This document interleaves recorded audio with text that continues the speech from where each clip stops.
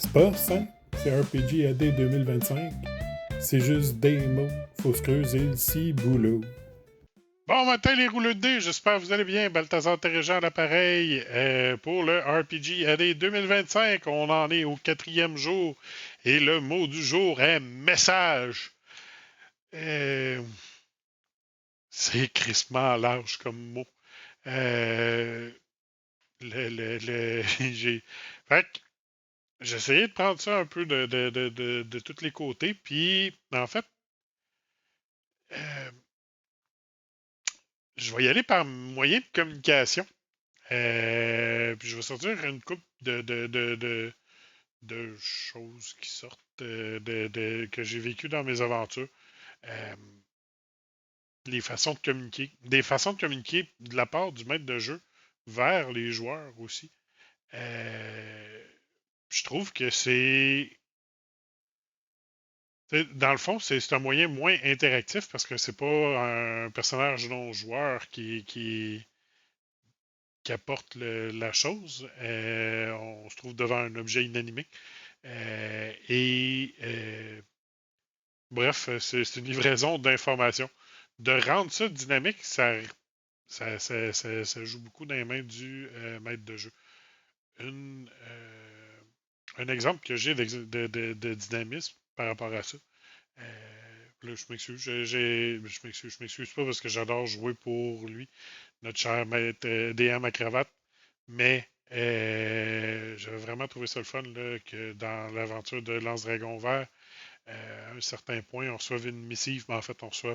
C'est Salisna, qui est un peu comme la leader de notre groupe de Lance-Dragon, euh, qui recevait une missive de la part de ses anciens amis, ses anciens copains d'aventure.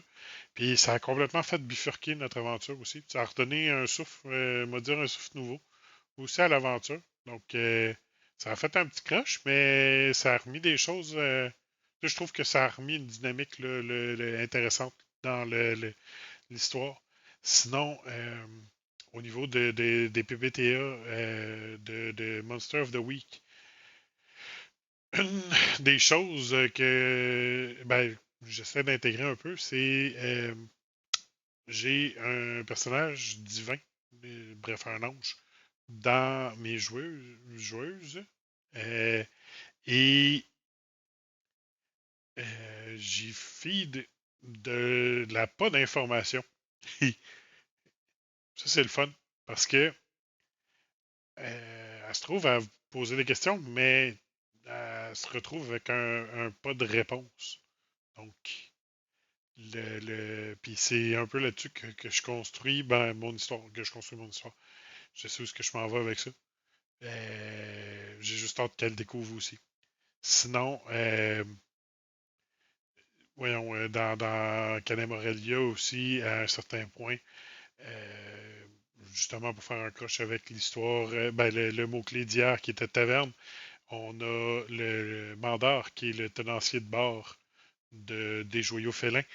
Euh, il a dû fuir la ville, puis il a simplement laissé une note accrochée à la porte de son garde-manger, dont les aventuriers ont réussi à avoir l'information. La note disait quitter la ville au plus calice, pour simplifier un peu les termes, et ils sont restés. Donc, c'est quand même des choses. Et c'est un peu ce qui arrive aussi avec des messages qui sont statiques, non interactifs. Les joueurs sont pas obligés de les écouter. Donc, ça donne des histoires comme ça. Bref, c'était mon enregistrement pour le mot-clé message. Puis, c'est pas mal ça qui est ça. Fait qu'on se revoit demain pour le prochain RPG AD 2025. Je vous en souhaite une excellente. Au revoir.